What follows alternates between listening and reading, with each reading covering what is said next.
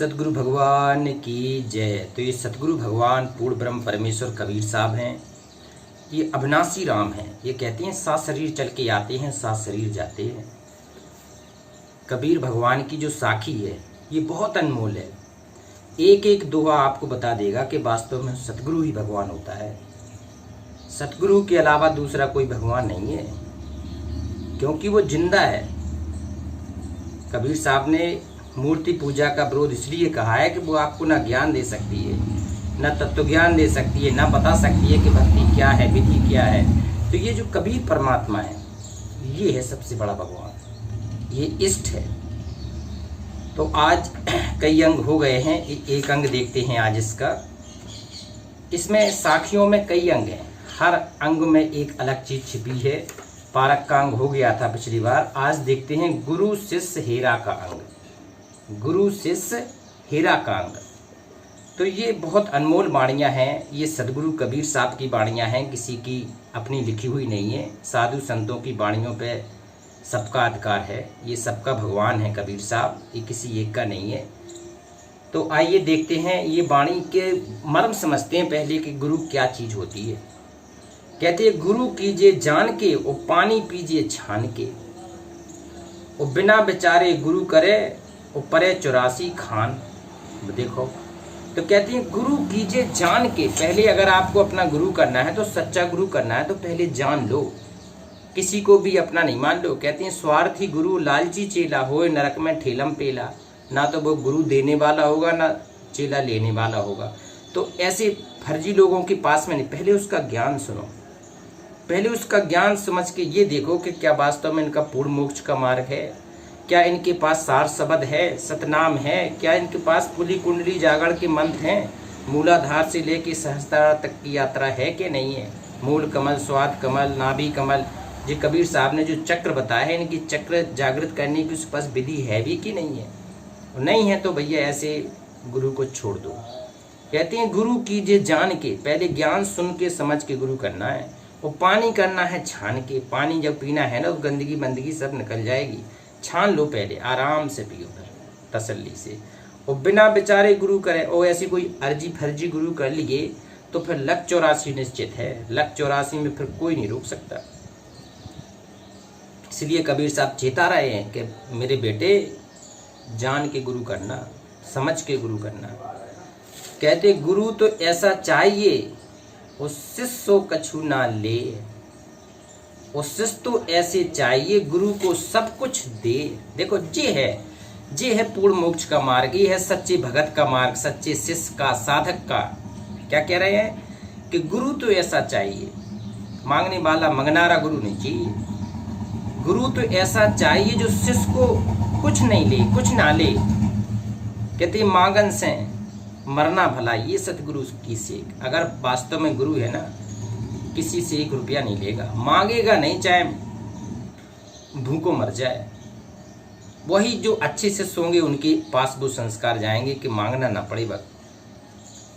कहती कबीर साहब ने लिखा है कि मांगन से मरना भला, ये सतगुरु की सीख।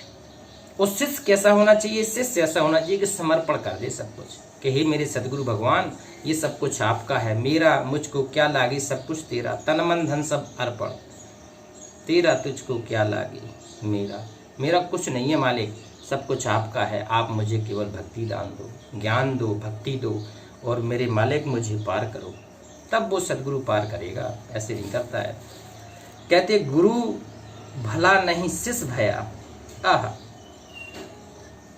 गुरु भया नहीं शिष्य भया, हृदय कपट न जाए, और आलो पालो दुख सहे, वो चढ़ी पाथर की नाव। देखो, गुरु भया नहीं शिष्य भया, जब तक एकाकार नहीं होगा गुरु और शिष्य में। कहते हैं शिष्य अगर थोड़ा भी अंदर से मैल अगर अपनी सतगुरु के प्रति रखे रहा, तो वो पार नहीं होगा, किसी कीमत में भी ज्ञान प्राप्त नहीं करेगा।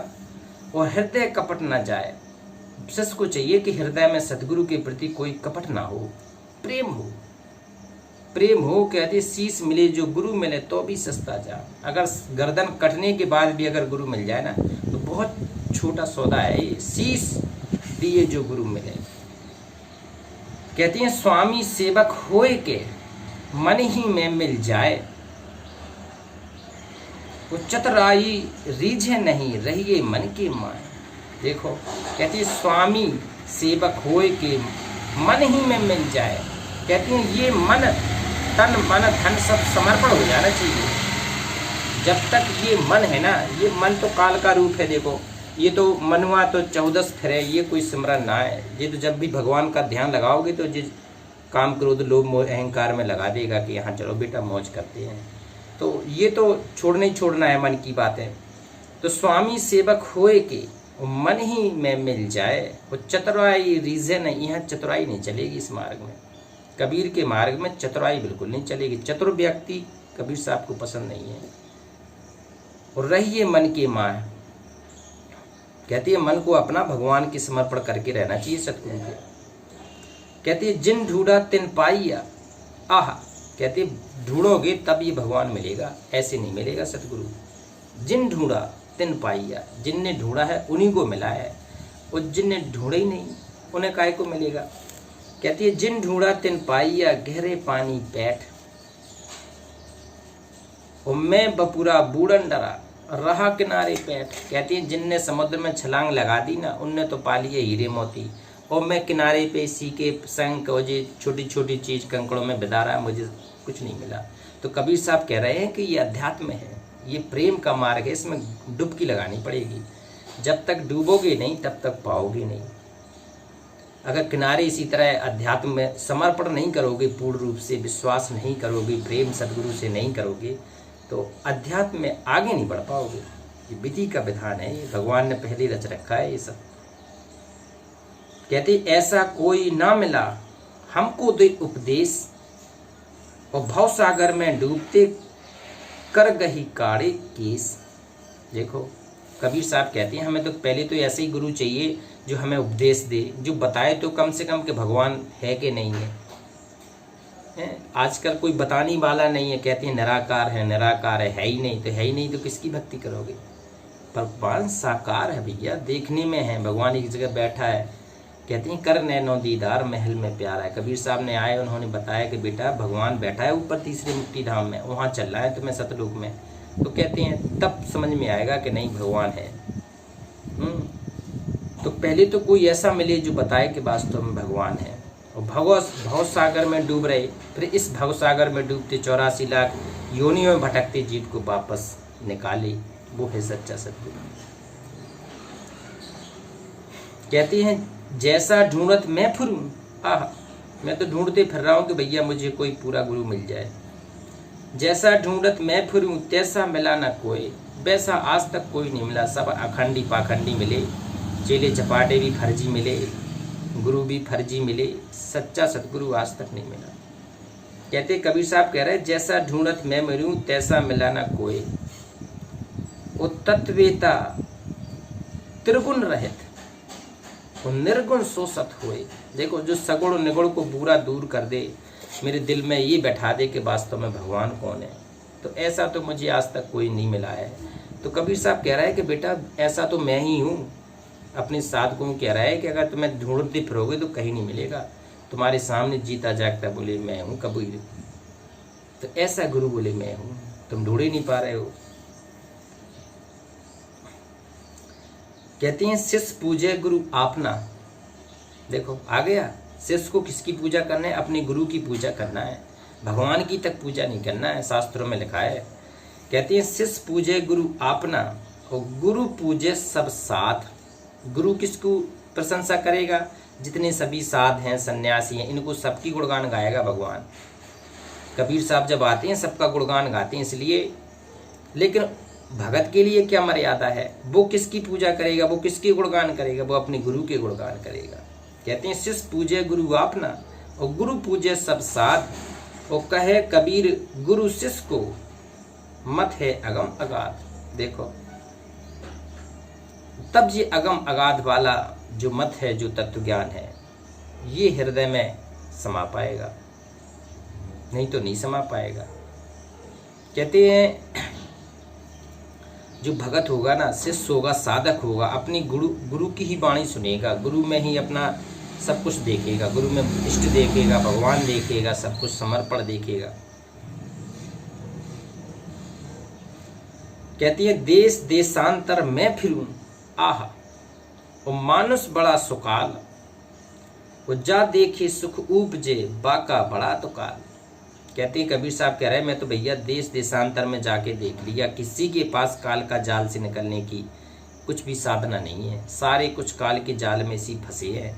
किसी के पास निकलने की विधि नहीं है, किसी के पास तत्व ज्ञान नहीं है, भक्ति विधि नहीं है, कुछ नहीं है।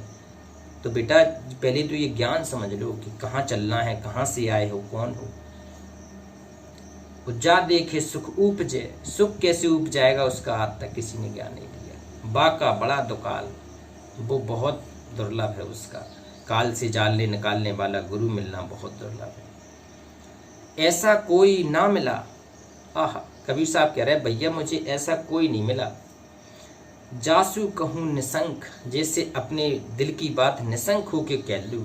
कहते पाखंडी तो बहुत मिले, पाखंडियों से निशंक बात कहोगे तो वो लूट ले जाएंगे तुम्हें, तुम्हारे भोलेपन का फायदा उठा के। कहते ऐसा कोई ना मिला तासे कहूँ निशंक, जासो हृदय की कहूँ सो फिर मारे डंक। देखो कह दिया कबीर साहब ने कि अगर किसी से अपने सच्चे हृदय की बात, हृदय की पीड़ा, हृदय का भ्रय अगर किसी ने बता रहा है सो डंक मारने को बैठा है कि इसको डसलूं, साले को लूट ले जाऊं। तो ऐसे पाखंडियों से भैया बच के रहना है, सच्चा गुरु ढूंढना है। पहले तो गुरु के चेले चपाड़े नहीं ढूंढने, चेले चपाड़े भी सांप का रूप बना के बैठे हैं फन पर उठाए, उन्हें उनसे भी बच के रहना। कहते हृदय ज्ञान न उपजे, कहते अगर हृदय में अगर किसी के सतगुरु के प्रति ज्ञान नहीं है, प्रेम नहीं है, हृदय ज्ञान न उपजे मन प्रतीत न होए, मन में अगर कोई प्रेम नहीं है, ताको सतगुरु कहा करे घन घरी कुल्हर न होए। बताओ अगर मन में जिसके प्रति प्रीत ही नहीं है तो वो तुम हृदय में सतगुरु बैठा नहीं पाओगे कि ये सतगुरु है।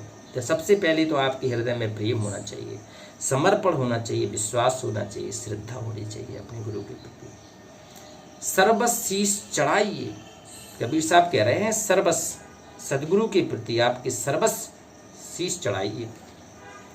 तनकृत सेवा सार, ये तन भी पूरा समर्पित कर दीजिए सदगुरु की सेवा में।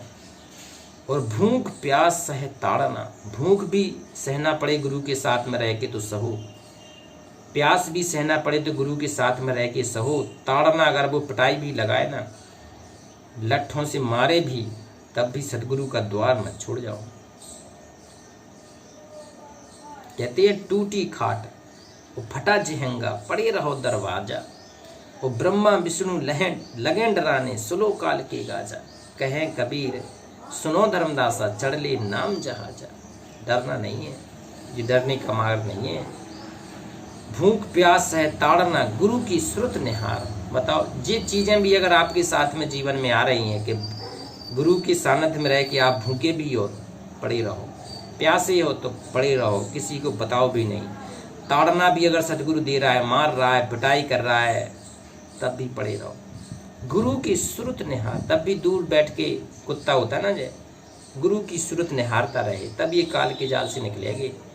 कहते हैं कुत्ता की जैसी एक्टिंग करनी पड़ेगी सदगुरु के सामने।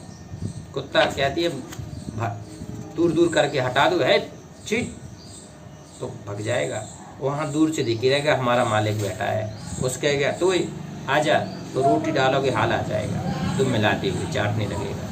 तो ऐसे कुत्ते जैसे भगवान ने बताया कि भगत होना चाहिए, गुरु के चरणों से ऐसे लिपटे रहने चाहिए। तो कबीर साहब पूर्ण ब्रह्म परमेश्वर अविनाशी राम है, इसके हर अंग हैं ये जी अविनाशी राम कबीर साहब है। ये प्रकट होकर सदगुरु रूप में आता है, हर समय आता है। हमें नहीं पता चलता है कि वर्तमान में कौन है वो कबीर साहब के रूप में सदगुरु। तो उसको ढूंढना है, उसको ढूंढना है कि वास्तव में ये कबीर का ज्ञान किसके पास है। जिसके पास होगा फिर उसको समर्पण करेंगे, क्योंकि कबीर ही हो सकता है जिसके पास ये ज्ञान होगा। एक बार पूर्ण ब्रह्म परमेश्वर अविनाशी राम की जयकारा लगाते हैं, बंदी छोड़ पूर्ण ब्रह्म परमेश्वर, ये सत्य पुरुष कबीर साहेब की जय।